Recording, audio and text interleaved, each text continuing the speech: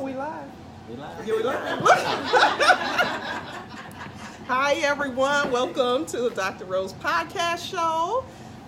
Pleasure to have you guys here. We have a studio audience here in the Bloom Transformation Center. Hello, everyone. I feel like I'm like Maury Povich or something. You are the father. No. So we're going to have some surprises coming down the stairs for you. Okay.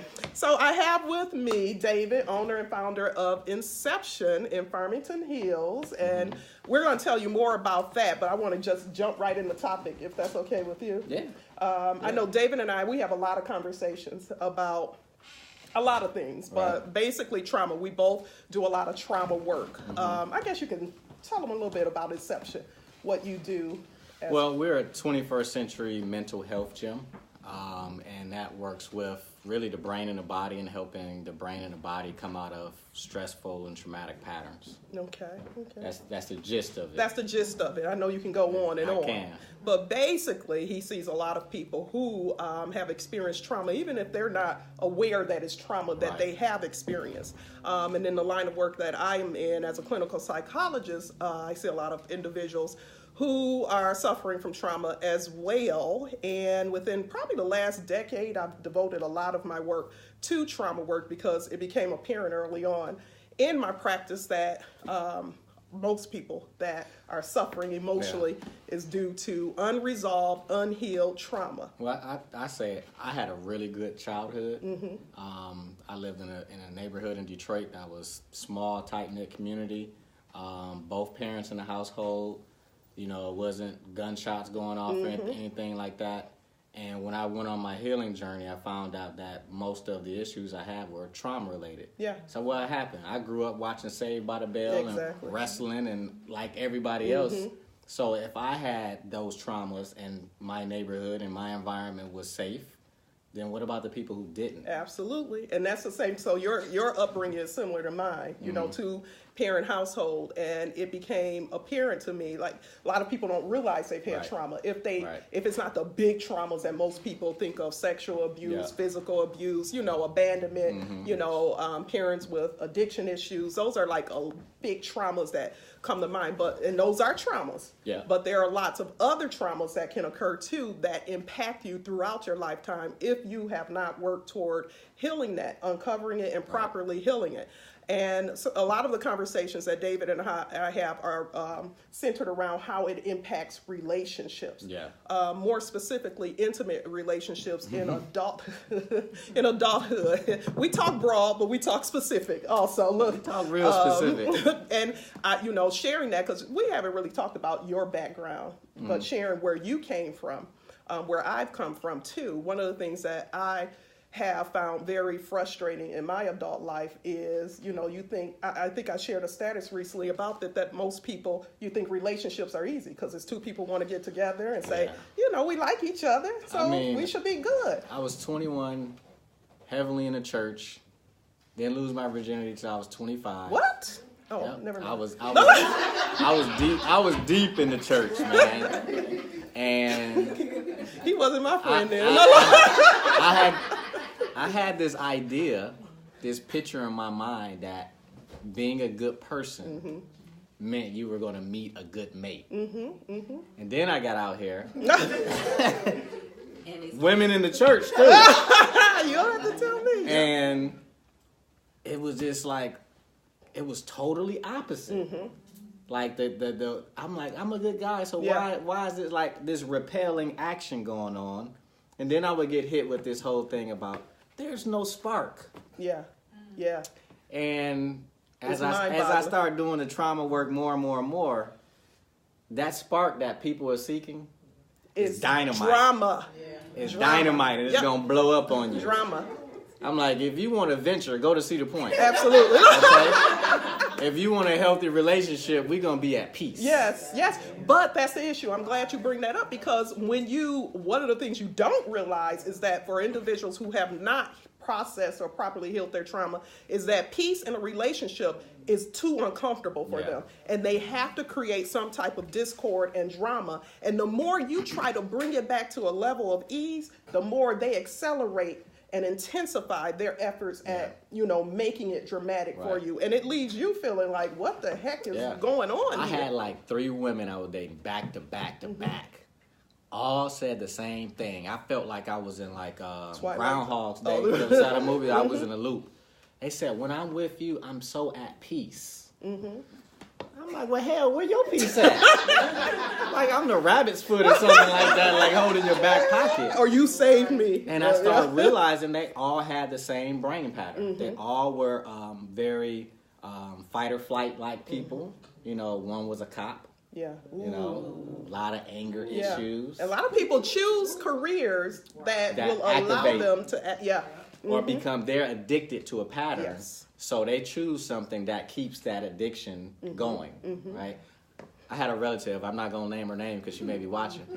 We were coming home from the airport at like 3 or 4 in the morning. There was nobody on Southfield Freeway. And she said, I don't like this. So me and my mom and dad, we like what? It's too calm on the freeway. We're like, so what do you like? I like it when it's motion and action. It's like, that's that. And she has a lot of anxiety. I like that pattern of traffic jams versus there's nobody on the freeway, we're going straight home. She didn't like that. So I put up I want to read just a status I put up that got a lot of traffic on social media. And it says, something not commonly known is that people often seek and stay in bad, toxic, dysfunctional relationships because on a subconscious level, their romantic partner represents one or both of their parental figures who fail to provide the nurturing necessary for that person to establish healthy adult attachments. People seek mates who remind them of their mother or father in a subconscious attempt to fix what was broken, what they perceive as being broken in their childhood, which inevitably occurs, what inevitably occurs is one big mess of childish acting out, attempts to control, accusations of distrust, fear of abandonment, and displaced anger, and that can go on and on and on. And it's just, and this is because, as David says, that was the norm. Anything we do often enough becomes the norm. So people can find comfort in chaos. And people will find comfort in chaos. So when you've been used to, like, just kind of growing up and just having that, parents go to work, you come home, that's what you think when you become an adult. Oh, I'll get a mate. We'll go to work, we'll come home, we'll have dinner, nice glass of wine, go on vacation, and that's it. But you soon find out that everyone, and most people, believe it or not, in this state right now, because I've had similar experience that you have had, aren't used to that. And so that's when I started looking up, and I'm looking at this from a layman's standpoint. Me, like, researching and doing my own work and my own experiences and working with the brain, is that, in psychology, they have what's called attachment styles. When I started looking into that, I'm like, holy crap. Like, my attachment style is secure. But then I would go get with someone with an unsecure or a disorganized or an anxious attachment style. And since my attachment style is secure, they would look at me like, you're needy. Like, no, I'm steady. But why would they say you're needy? Because I'm steady. And consistency, that's the environment, right? I like consistent communication. We're consistently communicating. We're consistently seeing each other. It's not that I'm calling you every moment or anything like that.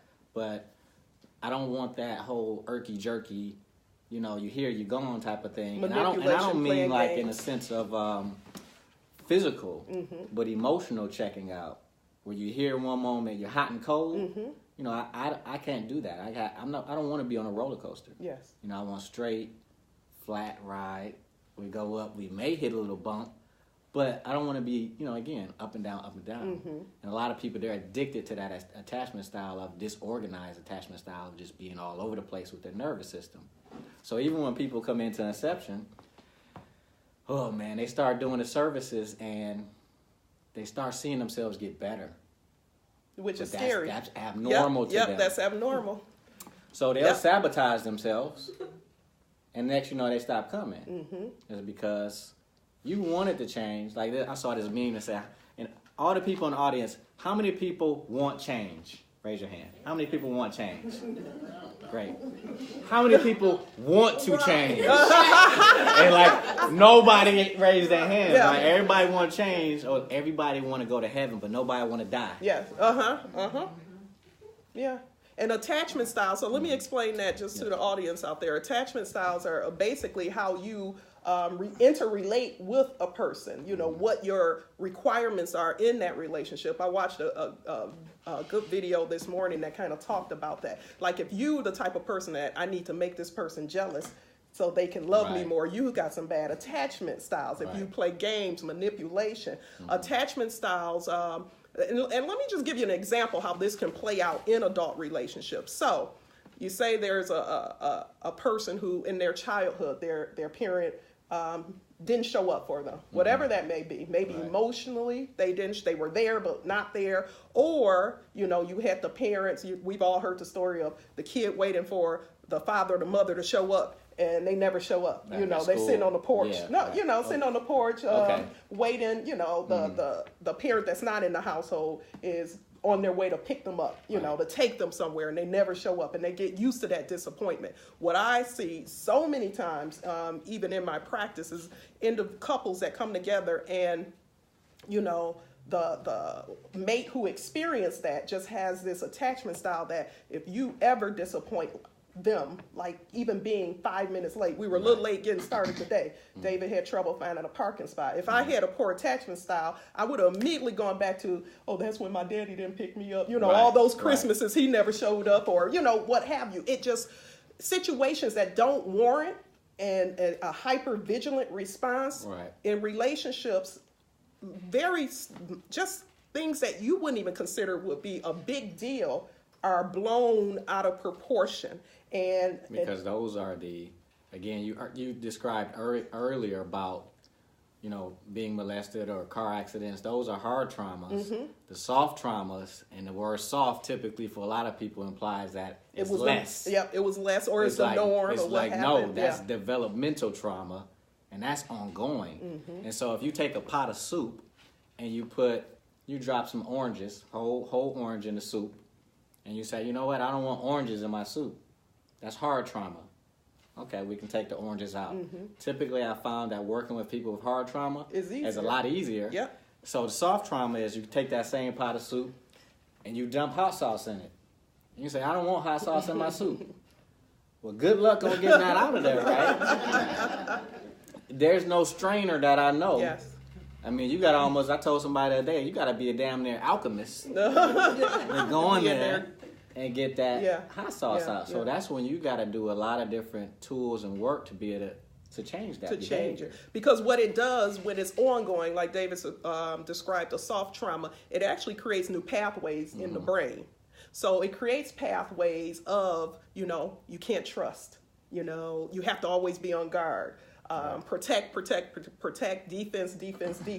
And that is something that carries throughout their lifetime, even if you're in a safe environment. But just like you explained how individuals will get better when they start coming to you and using some of your services. David has, check him out, Inception. He's on Facebook. He's on Instagram, about a lot of different services that are, you know, geared and rooted in trauma work. Same thing with me. When we start seeing improvement or change, or we make some breakthroughs. I had a couple recently, and the guy was like, you've opened Pandora's box. And it freaked him out because it's trying to shake up everything you've worked so hard to just know. It's automatic. When you build those passageways and those new connections in the brain, that this is how I relate to my environment, and someone comes in and says, you know what, this is not the best way to do it, but it's the way you've been used to doing it. Most people aren't interested in even exploring that. We talked about that, for years. It's just like, so you meet someone, and for us, we too aware for our own good. Rats. Me and you are too aware for our own good because we can spot out stuff, and we can spot that out, and we know what can help. And you may actually take them to get help, but when you take them to get help and you open Pandora's box, everything gets worse. All hell breaks loose sometimes. And then it's like, okay, who is this person now that they started doing these services and things of that nature? They can become totally different than who they were before you really opened the box. And that may seem scary, but you have to do the work. You have to do the work. And what do you find? Most people are willing to do the work or fall short of lasting change? I would say no. They aren't willing.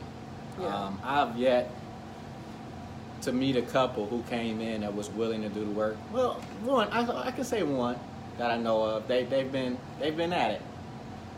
But for the most part, if you bring someone in who's stuck in fight or flight response, and another person stuck in freeze response, and freeze has to do with a sense of helplessness and abandonment, right? And a fight or flight person is constantly fighting against that. So if you have those two people, that makes a good relationship. Yeah. Right? Because the fight or flight person, the freeze person just shuts down. Yeah. Okay, good. And the fight or flight is like this, and the freeze person just takes it. So you come in and you get that person who's in freeze out of freeze, and now they're into, first thing they go into isn't fight or flight. Well, now there's this boxing match going on. It's like, wait, what happened to my wife?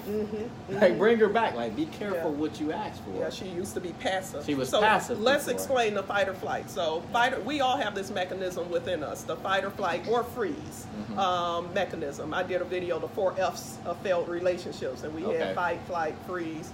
I forget what the other one was. But you can check it out on YouTube. But anyway, the fight, when we're faced with any type of threat, you're driving on the freeway, a car comes in front of you, you have to swerve, you go off the road trying to avoid an accident. You go into that accelerated sympathetic nervous system, heart beating fast. That's like the fight flight syndrome. You're just ready to take on what you need to do. Or a better example would be you're jogging and a bear comes out in front of you. You go into this fight or flight syndrome. All the blood pumps through your major muscles to prepare you to fight this threat off or to run from the threat. And then you have freeze, like you said, your helplessness. This plays out in relationships as well. So when there's some type of discord in a relationship, the person, again, in a state where there's a lot of unhealed trauma, will go into this fight or flight or freeze syndrome. So the fight or flight is, again, overreacting to a very minute situation, just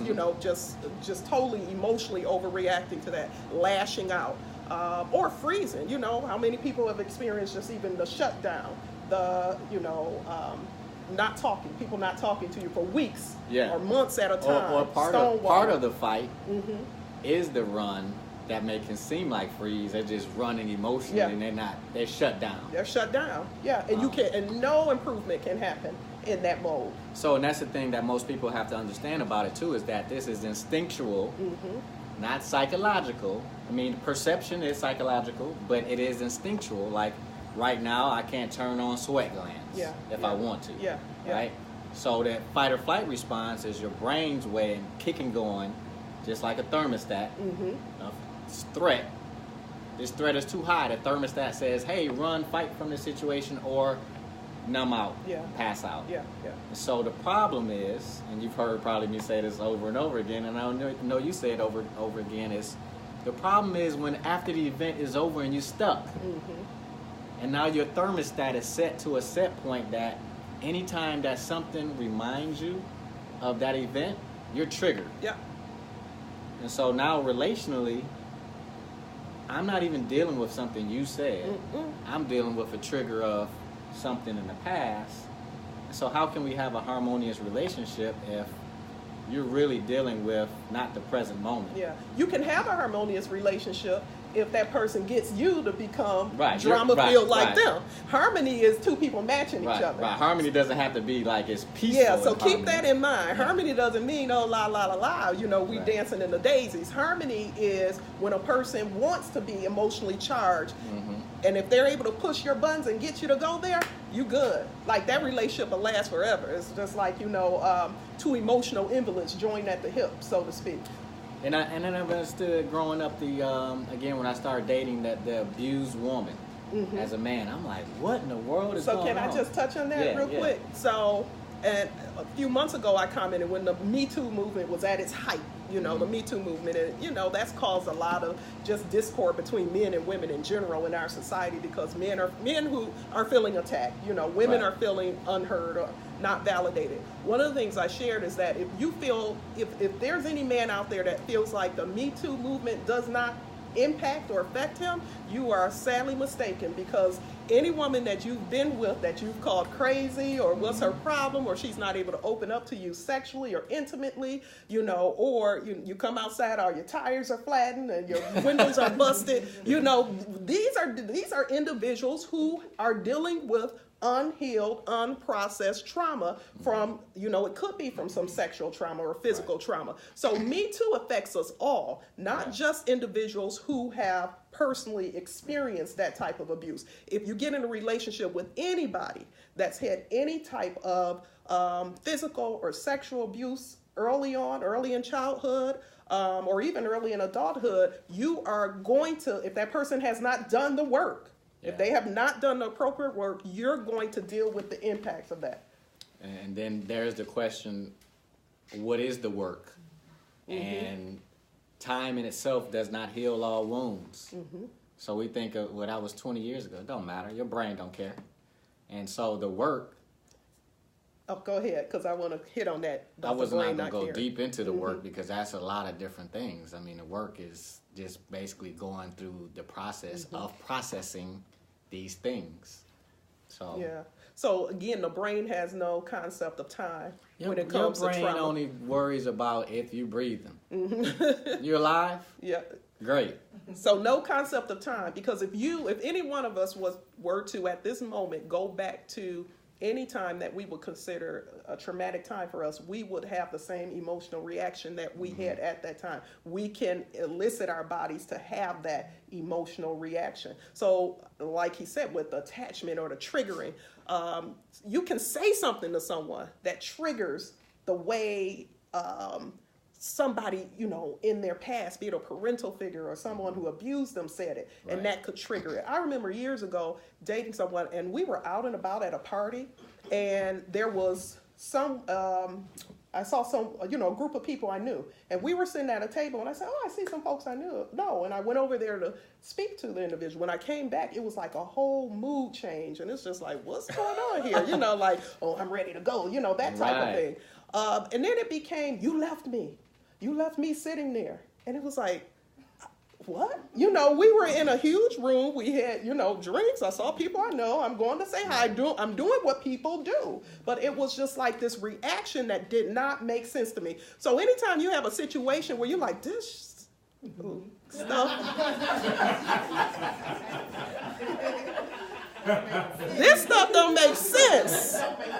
It doesn't make sense because it's out of proportion to what happened. Absolutely. But later found out that, again, this individual had a lot of abandonment But again, that's issues. Your awareness. Most people wouldn't even put their finger on that. Yeah. Like, I can see that, you can see that. Most people are, he crazy. The same thing with men. She's crazy. Exactly. I don't use the word crazy because I'm like, crazy is subjective. There's always we're all an crazy, first of all. If you want to look at our society and culture, we're all crazy if we want to use that word. But how do you quantify that? So, two, the issue is that you said the brain does not recognize time.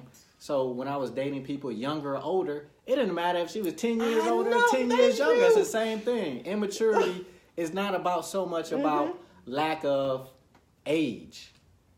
It's about lack of awareness of I've self. tried 10 years older, 10 years younger. I've done both ways too. I'm like, maybe I need to go up further, then I go up down more, and it just don't work. You have to have someone who's at your similar level of awareness. Yes. Because if not, you're going to constantly be trying to bring them up to where you are, and that's a whole just. It's a lot of work. Yeah, it's a lot of work. And you cannot, and for, if you're in this line of work, you can't be a healer and a lover to the same person. You can't. And I have a couple that I recently saw, and I mean, we had some great breakthroughs, and it was all rooted in, me opening up that Pandora's box. You didn't have to tell me. I know you got some early childhood trauma. Right. With the way that you're reacting in this session, it makes no sense. And when I did, a lot of stuff just started coming out. But one of the things that I had to really stress to his significant other is that you can't fix this. No. Because I dated someone before that was like, you just don't know, you saved my life. That was enough for me to say, I think we, So now that you go down that road, let's talk about those buzzwords that are red flag buzzwords. Red flags. Okay, let's say you complete red me. flags. You complete me. You complete me. That's scary. Okay, I'm ready. Nobody completes you but you. Mm-hmm. You know. You saved me.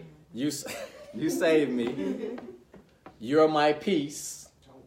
I've heard that, like I said, three or four times. Or if you hear the family say, we've never seen him or her like this around anybody before. Yeah. Red flag. Red flag. Or why are you with him? Some buttons. Or why are you with him or her? Type of thing. And the thing about the red flags is, as I go into the dating world and I'm going out, it's hard not for this stuff to come up in conversations. Mm-hmm. I can try to go out and have the most fun I can, but eventually they're watching my videos, they see what I'm talking about, and then it's just like this, pour it on you, right? And I'm sitting there like, okay, so you got all of this going on. At that point, that's not time for me to cut and run, per se. Yeah. I mean, these are red flags. But it's nothing I can do at that point to just say, you know what? You had all this trauma. It's time for me to go. Yeah. Like, you can't really do that. I got to allow the process to unfold. And I'll do like I say. I'll give you enough rope to hang yourself. I'm giving you 90 days. You're on probation. Because after the 90 days, you got to make it through 12 months. Because you need to see a person in season and out of season. And in season and out of season is not just about the weather. But that's important, too. Because people have triggers about what happened to them, in December, when they were little. Or in the summer when it happened. Triggers are, from seasonal, but then, too, the seasons of your life. Like, what's going on in your life that's not good. Everybody can be good when everything is great. Mm-hmm. But like Wayne Dyer said, he had a quote, he said, if you give a person an orange, no matter who you give that orange to, whoever does the squeezing, guess what comes out? Juice. What's on the inside of the orange. Yep. So no matter what experience you're going through in your life, no matter who does the squeezing on you, what's on the inside is going to come out. Mm-hmm. So if it's anger, resentment, it don't matter if it's Dr. Rose. It don't matter if it's Jesus. Whatever squeezes you is going to come up. Mm-hmm. Right? So I think that us having the awareness, again, you're going to meet people who are, we all going to have our traumas. We're all going to have our stuff. That's not the moment to say, you know what, I'm just going to X you off. Yeah, yeah. You got to allow to kind of go through that process and see where that person is and if they're willing, not for you.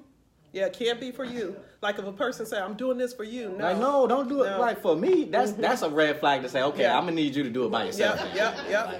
Do it by yourself and then come back to me later. But again, we talking about years worth of work and awareness. And that takes time and that takes courage, because the stuff that comes up that we're talking about, you've heard me say, and it's been out there for a long time. I didn't make this phrase up, but people make it seem like I did. Like I say, the issues are in the tissues. Yeah. So when we do trauma release, or when you do gong therapy, or you do whatever modality, those emotions start to surface.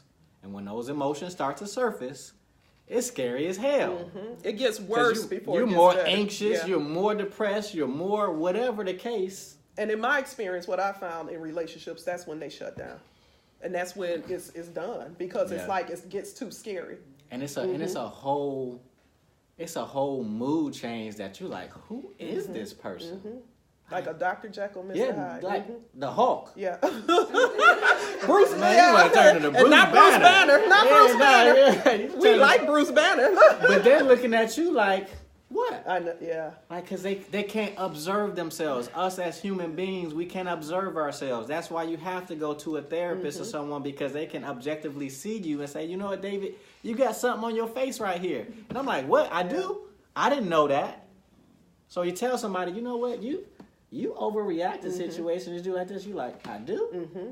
And then that comes up, and then grief shows up. Because the grief is like, well, I've been doing this to all these people. Yes, the reflection. Like, this has been a pattern in my life. Yeah. And to the people who are dealing with individuals like that, you have to, like David said, if a person's willing ride it through. It's not your job to fix it, but you can ride it through. However, you want to be careful about, if a person's not willing, staying in that situation, because it will traumatize you. You may go in and didn't have any trauma, or, not much trauma that's interfered with your relationship, because we all have some form of trauma. But you may be going in, but you stay in there too long, you come out, and now you're showing up to the next relationship. Energetically, you just, you're entwined with that person at that point. So if you someone who's high performing and functioning mentally, emotionally, and now you drained, like, why are you drained? Because this person is draining you. The energy vampires is what they call it. They're sucking on you, trying to get the life out of you. And that's what when people say you're my piece, I'm like, nah, you like attached to me like an IV bag or something. Just you need a piece drip. And you my piece dripping into your bag, just sucking the life out of me. Sucking the life. And you'll go back and I'll go back and look at pictures or even videos I did in times where I was the life being sucked out of me, and I'm like, who is that person? Like, didn't recognize myself. Right. Like, it is a weight, it's an energy on you. You have to, and so when I have couples come, they'll come together as a couple initially, but usually very early on after the first session or two, it's separated. I need to see you guys individually, because it's not a couple thing at this moment. It is. But it's funny you say that. You ever heard David Berceli? David Berceli created the trauma release exercises. That's what Dr. Rose, me and Dr. Rose He actually teach. was the trainer. He trained me. He said that in Africa, some places in Africa, when they go to therapy, the whole unit is in there. Because that one person's issue is the whole's issue. It's not just your issue to fix alone. It's not just my issue to fix alone. It's the whole group, because it's affecting everybody. But you have to look at the family systems. But that individual, we got to do some work on you.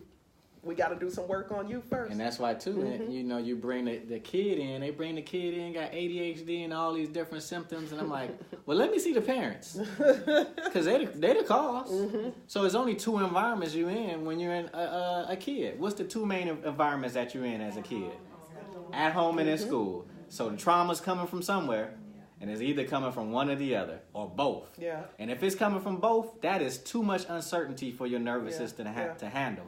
So imagine if you went through school and you weren't safe at home and you weren't safe at school. So when you grow up, who you think you're going to get with? No. So let me share this story. I mentor a group of about 30 girls. Once a month I meet with them. And last month we went in and I had the purpose of talking about teen dating violence. I had the handouts and everything. And it fell so flat. Like within 10 minutes, it was like, okay, this isn't going anywhere. Because these teens aren't really dating.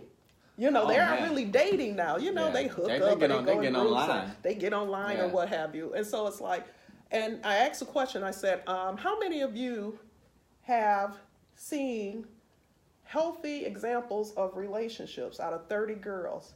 2 raised their hand. Oh my God. And the 2 that raised their hands, it wasn't parental figures. It was my sister, who was 2 years older than her, and her boyfriend. You understand? So it wasn't parental figures. Right. Then I started to delve a little deeper. And this session became one of the heaviest sessions that I've had with this group of young girls. And it went from teen dating to these young girls sharing stories of, I'm so tired of having to pull that man off my mother every time he come over. Okay, that was one girl. Another girl, we got into it, her and the mother's boyfriend, and I almost threw him through the kitchen window last week. Another girl talks about, my mom been with the same man for 10 years. He's the father of my baby sister and brother, but he has a whole family of his own somewhere. Then the last one, the kicker, this is all in the same hour session. My mother's boyfriend shot her 3 times. Oh. Here. He's in jail, but she relocated closer to the jail he's at and put me in a group home because she chose him over me. Now, these is just 30 girls, and these are just a few of the stories. And while they're telling the stories, there are other girls nodding their head, because it sounds familiar, because this is their reality. And so it went from, let's talk about teen dating violence to, okay, you all to explaining how this is going to impact their relationships if they don't start now getting the help that they need at sorting all of this stuff out.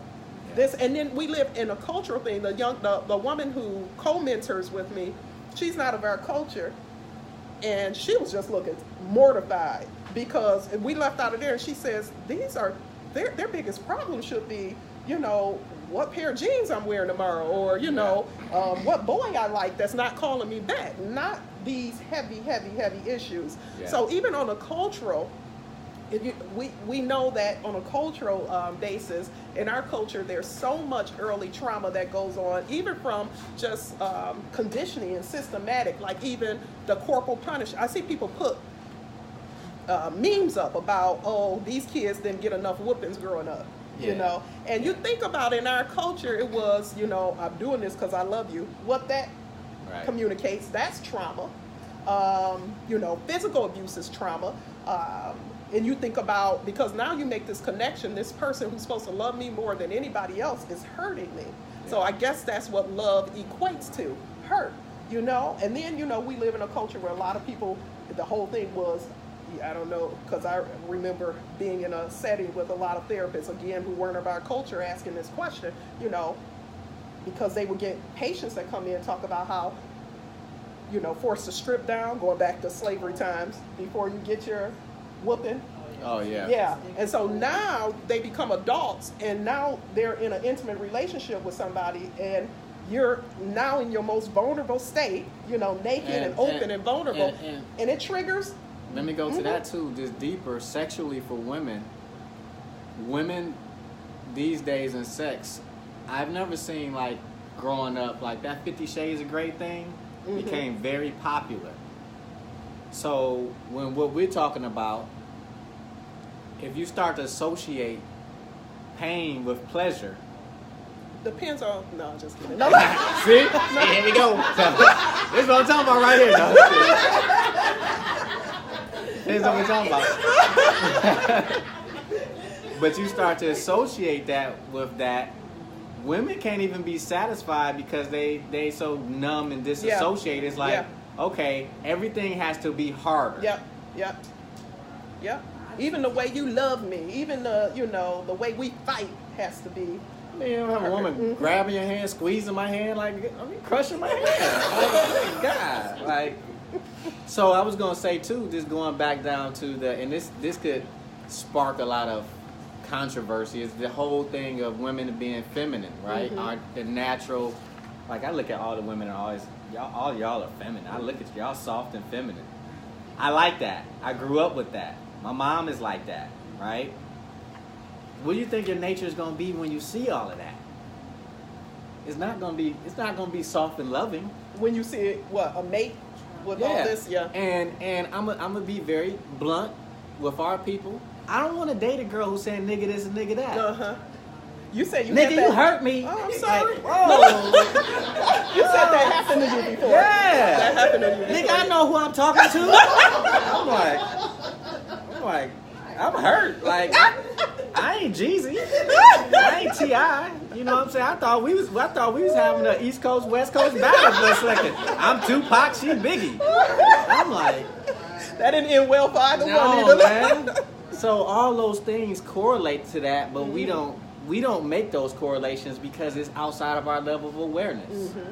And awareness is the most powerful thing we have. That's why we do the work. Yeah. So we can raise our level of awareness so that we can change. You can't change something that you're not aware of. Yeah. Whatever is observed is changed. That's quantum physics. And it's and I love the quote, in the cause lies the cure. Like people and getting back to, a lot of people don't even realize that they have experienced trauma. And that's one of the things that I have to psychoeducate people on, you know, because they'll be like, oh, was that a trauma? I even remember when I was being trained in the TRE, the trauma release exercises that both David and I have been trained and certified in, is I remember going through that training and I was having issues getting that trimmer to move up to my arms or what have you. But long story short, I had a recollection of being carjacked at the age of 16 where I couldn't use my arms. When the man opened the car with the weapon and stuff, I could only use my legs. And it was like, at that moment I said, wait a minute, that was a trauma. Like, we have so many traumas in life that we skip over and not realize. That's a gross trauma, right? Like, we can clearly see. That's a hard trauma, right? So when I started doing trauma release, I think it was like maybe my second session, I'm bent over on the floor and I'm moving back and forth like this, kind of in a heaving motion. And I didn't recognize until later that night. I was in the bed and I was like in this wakeful sleeping state, and I had this memory of when I was a kid, I was throwing up on the side of the bed because I had food poisoning because a woman gave me a rotten banana. I may be in 3 or 4, and I was violently vomiting. And I remember myself slapping on myself on top of my head because I was so much in pain about that situation. That was traumatic for me. Yeah. That's food poisoning. All right? Wasn't a carjacking. So when we start telling these stories to people about what trauma is, I said, make your list. And I start saying again stuff like that, and they're like, whoa. Yeah. So then they go down there, they got a list of 20, 30 things on the list. I'm like, yeah, these are traumas. This is not something that's just like, again, it's just a horror blown up, a bomb went outside type of thing. Exactly. And trauma, by definition, a quick definition, is anything that taxes anything outside of a normal everyday experience that taxes our coping mechanisms. You know, so that by definition is trauma. And I see a lot of questions coming up. We're gonna in a second go and read some of the questions. I'm gonna pull up the iPad here and read some of the questions on that, or Jackie can read some of the questions on Facebook that's coming up, and we can answer those. So. Do yourself a favor, and not to re-traumatize yourself at all, but, you know, start giving some thought to this. And I'll give you guys an example. So there was an example in a relationship I was in where we were in therapy. And the therapist, you know, it occurred to me, even though, like you said, we grew up in those, you know, households like that, but at the age of 12, my father had a massive stroke. So I was a daddy's girl, so I was always with him. That was my boy. You know, we did everything together. Then it went from that to nothing, like in a blink of an eye. And I can remember the realization coming to me, because even though in this relationship I was in, there was like a total shutdown, like person completely changed and was not the person that I had entered the relationship with.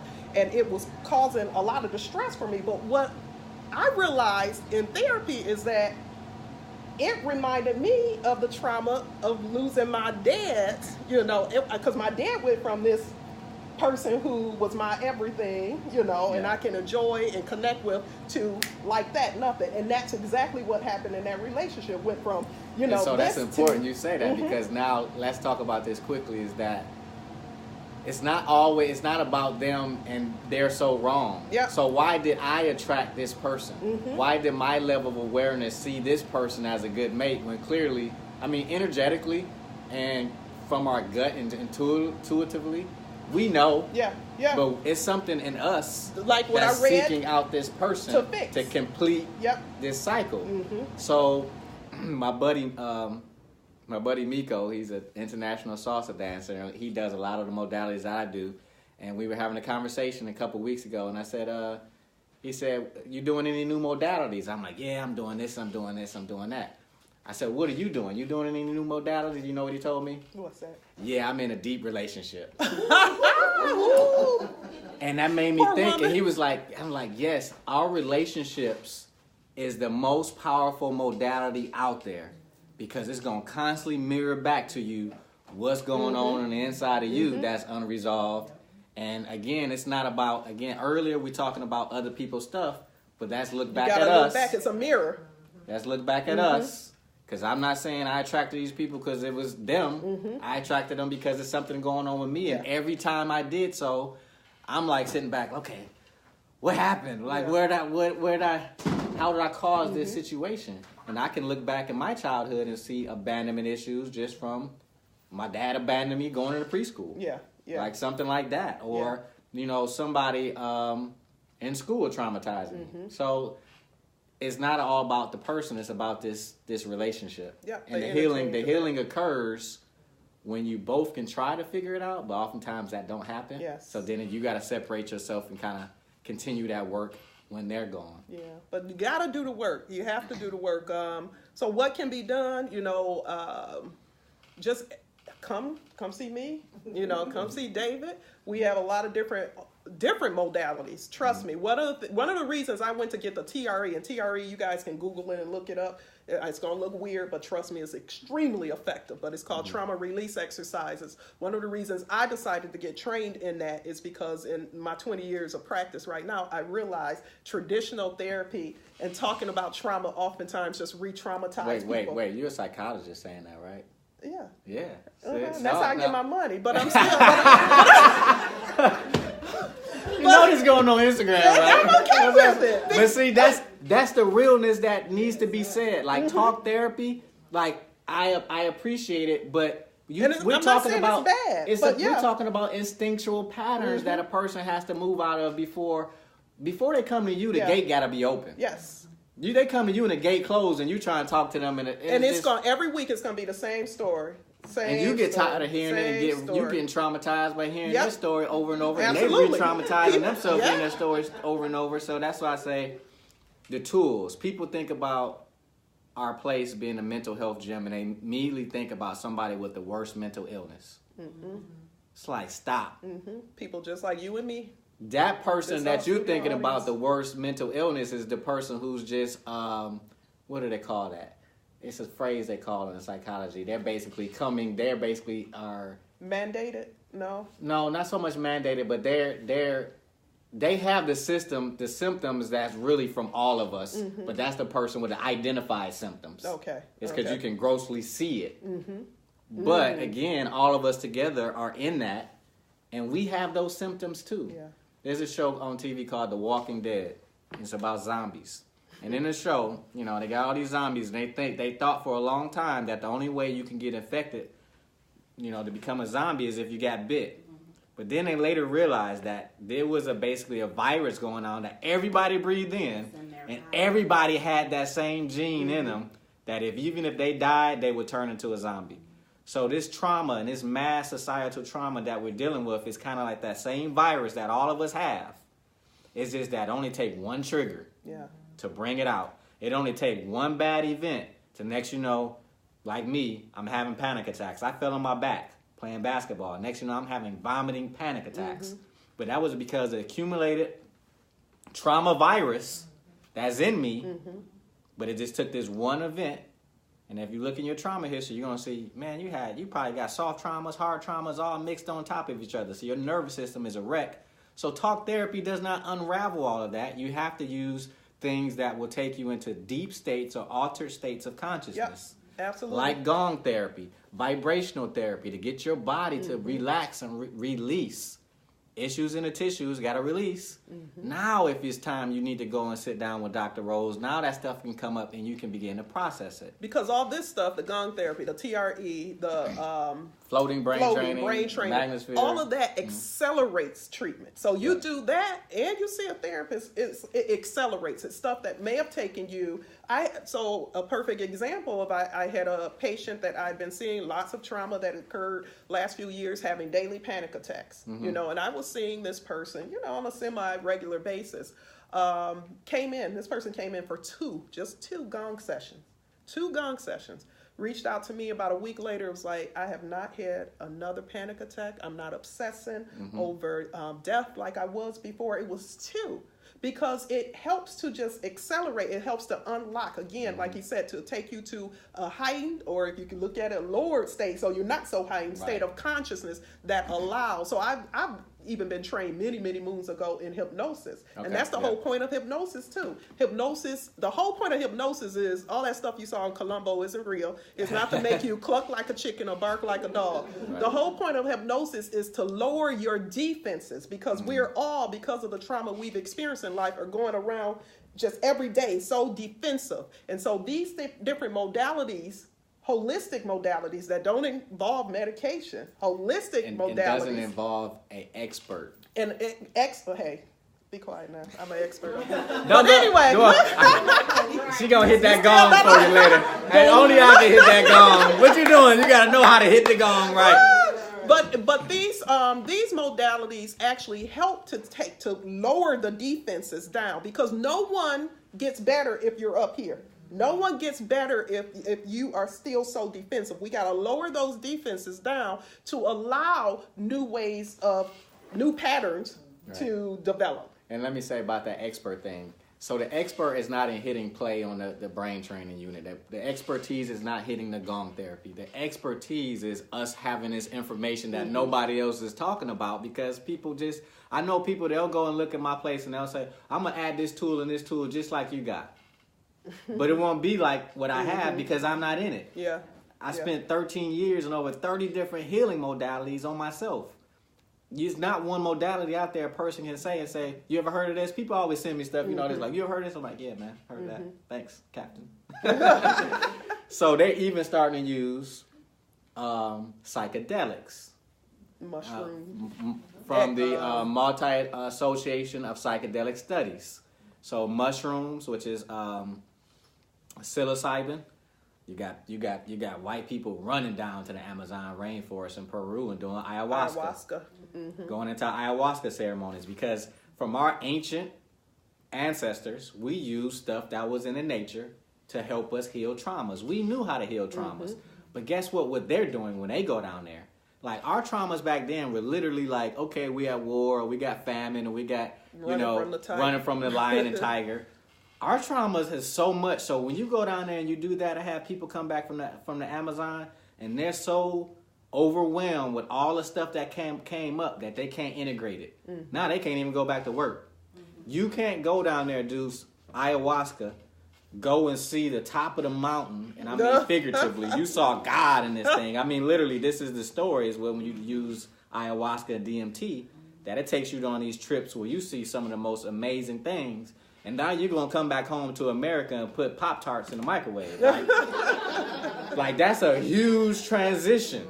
I had a young lady, she was just talking to me, and just in talking to me, she was crying, and she said, I said, look, you need to go do this and this and this, because you have to integrate.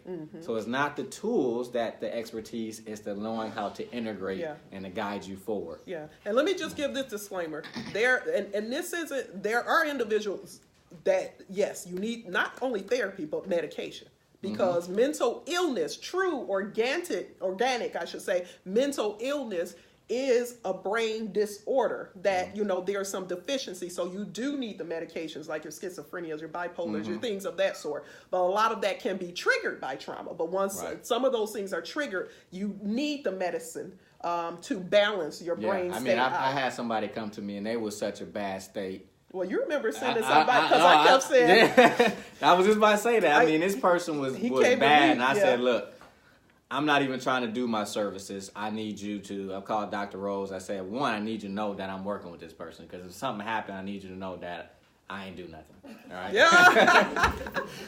No, I think I had multiple situations. I think this particular case came to me first, and then they already had, when they came to me, I was like, whoa. Yeah. Then they were like, oh, we're going to go. And you're like, oh, yeah, they brain stayed and floating to take care of it. I was like, okay, we're going to see. They came to me, and I was like, listen, I can't even get these sensors on this dude's head. Like, this ain't going to work, man. So, So in that instance, that guy needed to go and be admitted to something and get drugs. So I just want to put that out there, because there are, and most people think conditions. I'm anti-drugs because of what I'm talking about. It's just like, no. It's overprescribed. 70 to 90% of doctors' visits are due to stress-related illnesses.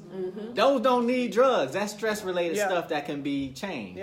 But when the stuff is like so deep, when a person is walking around and they clucking like a chicken, I ain't brain training you at that point. We ain't doing no trauma release. We gonna take you to the professional, get you stabilized, and then later on, if that's something you want to do, we can do that. But my issue is that too many people, it's overprescribed. Like this United States consumes 80% of all psychotropic medications. Did you read in the world. How many kids from the ages from 2 to 7 were on psychotic medication? It's increasing. Anti-anxiety medication. And again, 2 years old. And like he's saying, you're going back in the same environment, home and school. And it can be environmental, but we're going off. But just understand, that was just my professional disclaimer I had to put out there.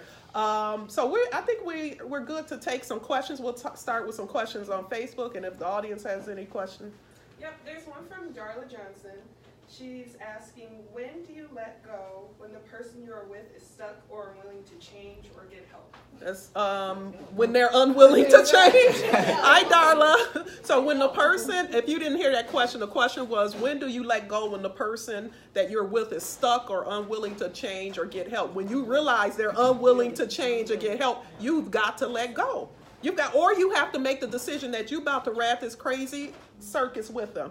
Because again, the only way you can be in harmony is if two people are matching each other vibrationally. So it's a lot easier for somebody to come down to a low frequency than for that person to come up to a higher frequency. Yeah. Okay. You turn it down there. Anybody in the audience? Any questions from anyone? I have a question. Okay. You said that when someone says you're their piece, that's a red flag. Well, I hear that a lot. A lot. So. And it can be, some people, it's a term of endearment. So maybe that's their way of like saying, I love you, you're my piece. But then there are individuals early on, way too early on, will say, you're my piece, which usually implies they're coming from a chaotic situation. Yeah, if I've known you in 20, 30 days, it's probably not the time, time to be saying stuff like that to me. And then, too, I know their state of being, so.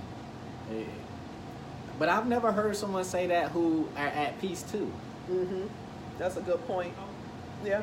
Yeah, I never heard somebody at peace acknowledge your at peaceness. Mm-hmm. Because it's an inside job. Like, you both should come there in a state of peace. Oh, you help to amplify the peace I already have. Yeah. But if somebody's out there, and again, the you complete me. I cringe every time I hear the better half, someone's better half, or this person completes me. Or you see these memes. There's a meme going out that says a real man is the one willing to heal the wounds that some other man caused. And I'm like, Hey. Like if a woman coming up to you and say, why don't you heal the wounds that Ray called, you should run. I posted that some years ago. And let me tell you, man, I had some bad reactions on that post. I was getting attacked because people, their stuff is coming up. They know that they're not well. And they're like, well, or if you can't handle me at my worst, then you don't deserve me at my best. Mm-hmm. Well, I better see you at your best. Because I ain't trying to be going through the whole thing at your worst all the time, Yeah. It's like, do the work. Don't put it on me. Yeah. It doesn't mean that I can't be empathetic, though. And empathy is important because, and again, the line of work it's like an occupational hazard because I get, it's a double-edged sword because you get where a person's coming from. That's the empathy part of me. When I started graduate school at Wayne State University, that's the one thing our advisor said. Empathy is going to make you a good, the one skill that's going to determine if you're a good therapist or not is empathy. I believe that's the one skill that determines if you're a good human or not. Yeah. So a person can come in, and I get it. Like I say, I help people understand. I don't try to make excuses for behaviors, but I can understand why you think this way. But I can't accept that you're unwilling to do something about that, to change it and to grow, and to change behavior that's going to result in a more positive, harmonious relationship with that individual. And I put out a meme about, EQ, we talk about IQ, mm-hmm. EQ, empathy quotient. Right? Some people have empathy so articulated from an intelligent standpoint. I understand where you're coming from. Mm-mm. But I don't feel that you understand where I'm coming from. You can say you understand that where I'm coming from, and you can apologize about things. When people apologize to you, you can feel when that apology is sincere. Not to just apologize to you so you can hurry up and get through it. I said I was sorry. Mm-hmm. Didn't you hear me? Mm-hmm. And they get loud with you. Yeah. It's like, wait, hold up. How? And then they turn it on and make it seem like you hurt me. Mm-hmm. So how are you the one right now is amped up in a state of got an attitude, and that's when you realize like, that's when it's time. I'm gonna let you by yourself. Exactly. Yeah, I see your level of empathy, and that to me is scary. Yeah. Because if you can't empathize with what I'm going through or what I'm experiencing, like we can't be in a relationship. In your most vulnerable state. So I've had situations where had a lot of stuff going on, and been with individuals who could not empathize. Even an example, my oldest son had a seizure his last semester of college, and I was just so overworked and overstressed because I was taking him to neurologists. I didn't know if this was going to be a lasting condition. And I remember the person I was with saying, I was home crying one day, just overwhelmed. And it's just like, what are you crying for? And I was like, I'm scared. And the reaction was this person got on the bed and started shaking. It was just like, you just had a seizure. And it was like the most, a knife to my, somebody you was dating? It was someone I was in a relationship with. Wow. And you gone after that one. But I would stop crying like. Yeah.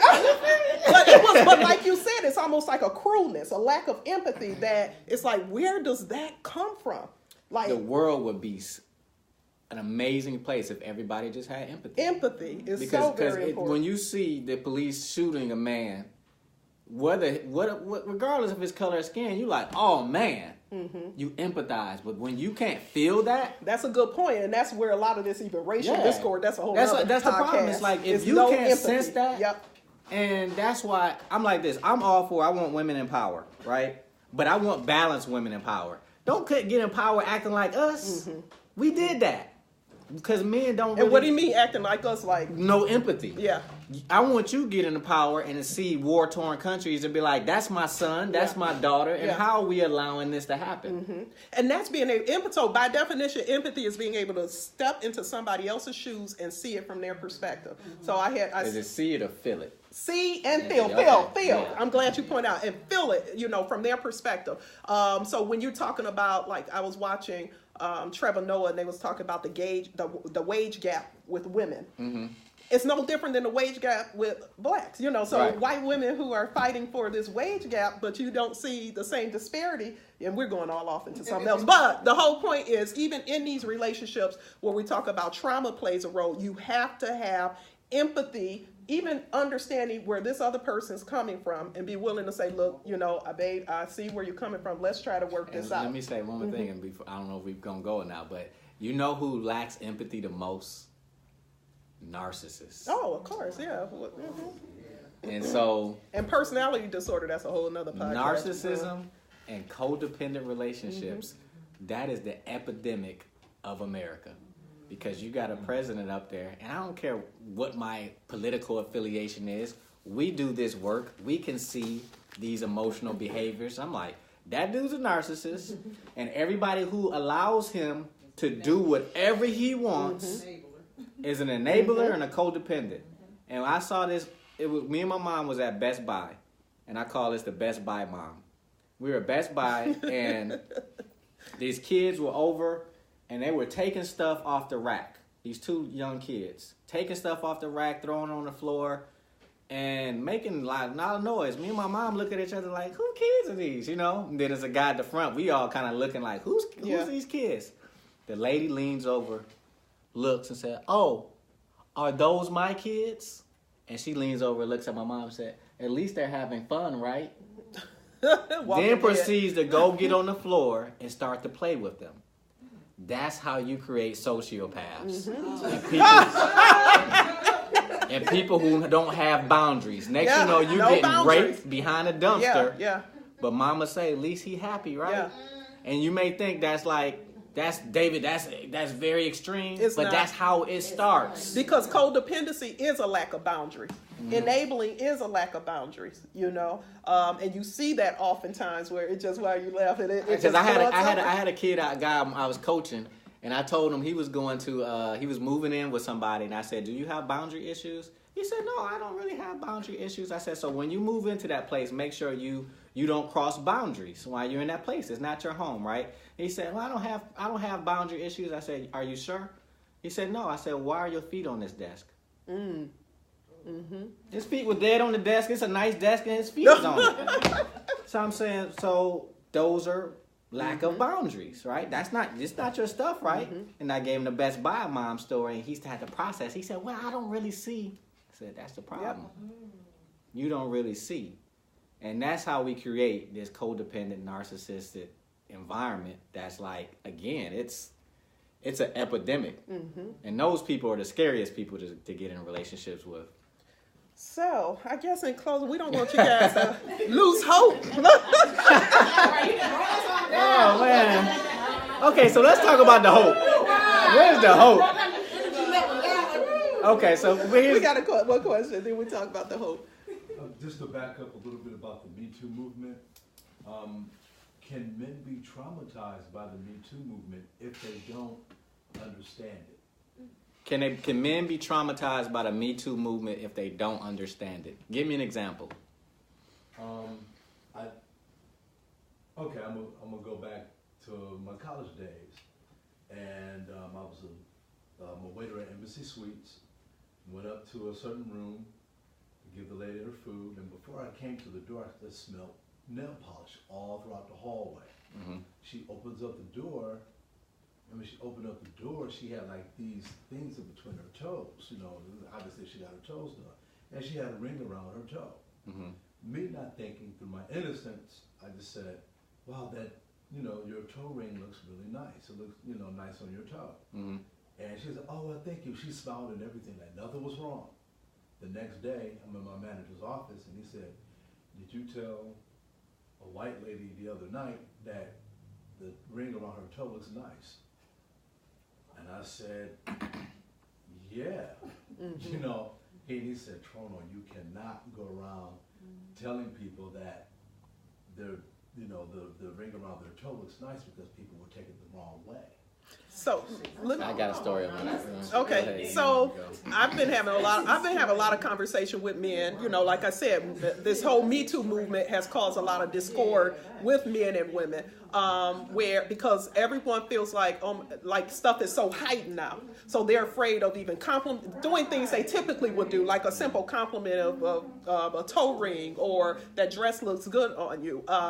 We are just, but then this is a perfect example of the environment we're in now. We're at this heightened, of people just being overly traumatized, culture. This is what we're in right now. And people don't know which way to go or what to say and how it's going to be interpreted by the receiver, so to speak. So I would say, I understand where you're coming from. Men are very cautious now. And they should be, honestly, they should be. But it needs to be more of a dialogue on this whole, what is boundary, crossing the boundary, but it's different from everybody. For that woman, we don't know what her trauma was. So you could have very well touched on something talking about her toe ring. I remember where like ankle bracelets was like where you were a whore or something like that back in the day. Or even wearing like have an ankle bracelet. Like my coming from the church standpoint, that was you being like whorish, having an ankle bracelet. Or guys, let's say this: growing up, when earrings became fashionable for men, what ear did we put it in? Why? Because the right meant you were gay. So and then next we went. Now we got both earrings. So it's like this, like our definitions and collective agreements change on what's good and what's not good, and you have to constantly kind of try to navigate through that. I lived in Miami for 6 years, and down there, I would meet people for the first time, and women kiss cheek to cheek. And I'm like, oh man, she feeling me. I'm like, they all feeling me. You're the man. I'm the man. Then they're like, David, that's just what we do. I lived in Miami for 3 years, and the people, well, not gonna say the people, but the culture or the social culture there was, you could be more open. Yeah. About various things. Where some places here in Michigan, you can't be. Michigan is so rough. Like, so I dance salsa, and in the community of the salsa community, we all dance with each other. There's nothing sexual about it. There's nothing, why you dance with her? It's like people in relationships, they say, I'm going to go dance with this person next. Why? Because that person can dance. Yeah. I want a good dance. Yeah. So I'm going to go dance with them. But it all depends on... So I would invite people to dance. Women and men. Not just women, but women and men. So I invited someone who came into my facility. It was a couple, and I didn't know they were a couple. And I invited her, and she was a ballet dancer. I said, well, hey, you should come out and dance. I'm thinking nothing wrong with it. And I'm not saying come with me. We over here at SEU on Fridays at this time. We dance salsa, bachata, merengue. Come on out. The next time I talked to the person, he basically told me, he said, man, what you did was not right. He said, because we saw the look in your eyes of what you wanted to do. Yeah. Like, what look is that? But I know what I want to do. I want a salsa, bachata, and merengue. That's what I want to do. So this brings, because we can give tons of examples, but I just want to come here and say this. This brings us back to everybody has different triggers we don't know. This is where empathy comes in. We have to recognize when we're talking about getting back on the topic of trauma and relationships, everybody has different triggers that you may look at this issue as being no big deal. I've had couples over the years where there's been a big fight because the woman is mad the man is kissing their child on the lips. You know, and this man is like, this is my daughter, but because of her triggers, or you don't give my child a bath. You understand? And this is like her father, and it's just like, what's the big deal with that? When you talk about relationships, we have to be, when you realize things don't make sense, it's out of proportion to what's happened, that's usually a telltale red flag that there's some trigger there, you know, that goes back to some type of early trauma. And that you have to take heed to that, because if you keep kind of brushing it off, it's just going to continue to mount. And then, you know, by the time you know, you 5 years, 10 years in, and then it's like when it finally comes out, it's like a tsunami coming. So be aware that everybody has different triggers but be very conscious that when you see these triggers occurring, have that conversation not in an accusatory way. And in that situation that happened, I had to step back and say, well, not everybody thinks the same way I do. So I apologized to him. I said, you know what? Thank you for bringing that to my attention, because I was not aware that may come off as being offensive to some people. For me, it's not, but it now makes me think, okay, I have to make sure that, one, there's enough rapport there when then I can do that, versus like if I just first meet you dance, they'll come out and dance, because that can make, again, seem like it's something else. So I apologized to him. I said, that wasn't my intention. That's not my heart. That's not something I was trying to do, you know, and that was that. But yeah, that literally, that made me walk away. I was kind of traumatized by that. Like, man, this guy think I was trying to take his girl.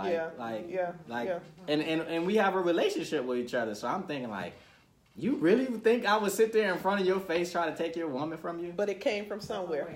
It came from somewhere. And that's what I understood. You didn't get defensive. And I didn't get defensive, because it was just like, you can't get defensive, because when you do this work, like, it's a lot of situations that occur to me, and my hell-raising sisters will say, girl, you better than me, because I would have went off. You too nice, or what have you. But I know it's just will escalate it to a whole nother situation, because I have to always remind myself this is coming from somewhere. Now, I do get mad, you know, I do get upset, but it's like I can react, and it's going to make the situation a whole lot worse than what it is. And my relationship with the person was more important than my ego and being right.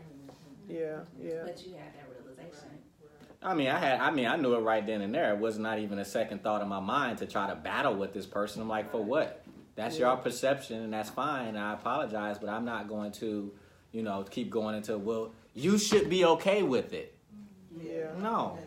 If that's something that's not okay with you, then I have to respect that. Now, if I can't respect that, then we can't be in a certain type of relationship, right? Like, I don't know what you do in a situation like with the kid, and like, you know, if it's his daughter and he washes her and things of that nature, like, I don't know. It's like, where you go with that? Where do you know, there needs to be a conversation and figure out where that's coming from with her. And that's where they may need to go into therapy, and that partner may need to face some things that they've experienced and understand that threat is not there. And that this father has a right to. I saw those memes going on. Those memes were going all over the internet when the father was washing or he kissed him on the lips. Nah, personally, I wouldn't kiss my daughter on the lips at a certain age. That's just me. Not like Donald Trump and. No, I mean, well, let me tell you this. I mean, if they 1 or 2 years old, no, but let me tell you this. But they 20, and that's where. Okay. And we laugh at this, but you bring up a good point. But that's what we're talking about, boundaries, because at a certain age, a kid is like, no. Like our kids, like when you have sons, our sons were okay. It came a certain age, my son was like, you're not coming in this bathroom with me. And that's developmentally healthy. So, but when you do see fathers and daughters, depending on the culture, you know, but it's like, what's going on? That's a perfect example of not having the good boundaries. And let me tell you, in a lot of cultures overseas, from what I've seen, because I would look at our culture as being African American, and we always look at our culture and we can see all the stuff wrong with it and say, I wish our culture was like that culture. That culture stick together. I mean, well, one buddy, he's Chaldean. I said, man, y'all stick together. He said, dude, no, we don't. And I'm thinking, perception. He said, man, we would screw each other over. We would do this. And I'm like, wow, you know what I'm saying? But in those cultures, one of my friends, she's Pakistani, and another one's an Indian. And then their culture, the boundaries aren't there like that, like you think they are. You know, it's like coming in and all in your business. So they're tight-knit. But in that tight-knitness comes along with those lack of boundaries, too. The lack so of you got to watch all of that. So we're going, I think you okay, so we're going, I guess in closing right now, you want to give some? You got questions? You got some questions popping up? In most cases, people are not our friends or lovers. They are our teachers. Something about them. There's more there. But I see that Marissa. But, hey, Marissa. Yeah. She's an ambassador for us. Oh, is she? Yeah. Hi, Marissa. Hi. So you just tell them a little bit more about how they can get in contact with you, David. Yep. So Inception, you can go to Inception on basically on Facebook. You just type in Inception-Farmington Hills in the search bar. You can go to on the website inceptionep.com, and also Instagram is at I_am_inception. So I think we can tag it too. Yeah, we'll tag it. We'll make sure. I'll make sure that it's in the comments. It's tagged. It's all tagged up there. You guys can. I'll definitely make sure that it's in the comments as well. But I want to thank everybody for joining us. We could have went 3 hours. I know, but we can go forever, but it won't be the last time because this honestly needs to be an ongoing conversation. We didn't talk about how we gonna have to do that on the next one because we left everybody hopeless. Oh, we can't. Because the thing is, we see all this stuff. Are we hopeless? No. I feel hopeless at times. I ain't gonna lie to you. Y'all be calling Dr. Rose like, Dr. Rose, I don't know what to do. I just got in this thing. And then she tell me, I'm like, man, you too. But you're not stuck there. I'm not stuck there. And I'm not. I always have hope. I will never not have hope because, but I know people have to be willing to work on their stuff. So, I'll tell you, it's amazing the number of people that I've been involved with when it came down to needing therapy, them saying, I don't believe in therapy. And it's just like, but I'm a therapist. This is what I do for a living. But it's so just rewarding. And I do have people in my life that have done and are doing the work. And it's encouraging, it's exciting. But in the interim, Yeah, in those mean times, it's mean and it's scary. But we, like you said, we got the people, and you need your tools, not just tools like what we're talking about. Your resources of people who get it and understand and who can empathize. So can I give them hope? And this is the hope we'll leave with. Okay, go ahead. So as we said, relationships mirror you. It's a vibrational match. It's a mirror to who you are. So if you do the work, honestly, if you do the work that you need to do, you can now you'll attract all types of people in your life, but the only people that will be able to stay in your life are people who have done the work also. Who resonate with you on that frequency. So your hope is, it all goes back to you. It's an inside job. You do the work, and then you'll attract that person that matches you as a vibrational match to you. So that's the hope there. Do the work. You can contact me. We're doing the trauma release. I know David and I will be collaborating we need to just get a big space and get a bunch of people in there, all trimmering at once. But all that. I mean, what is the process? Okay, so you explain the theory. So we talked about stress, right? Stress and trauma. So when there's a stressor instinctually, right? Trauma instinctually, your body is going to react to that event. Mm-hmm. So what happens when your body reacts to that event? Your adrenaline, cortisol all increase. Your muscles become kind of tight. And your pupils dilate so you can get away, right, from the threat. So animals in the wild, like deer, all animals, dogs. After the event is over and they escape, what do you see them do? They shake. Mm-hmm. So that shaking mechanism is discharging the energy, the residual energy that was used to escape the predator. They shake and go about their business. They don't have post-traumatic stress. Mm-mm. Non-domesticated animals don't have trauma. Mm-mm. They go about their business because if they did, guess what? They would never go out. Where that line at? You know. So trauma release exercises. Dr. David McCullar, he observed people in war-torn countries, mm-hmm. and they would be bombing and things of that nature, and they would see that the kids would be shaking. And then once the planes left, they go back and play. They would go back, yeah. And so he looked at that, he observed that, and he started to research that more, and he basically figured out how to invoke those patterns to get those reactivated within our bodies because we naturally do it.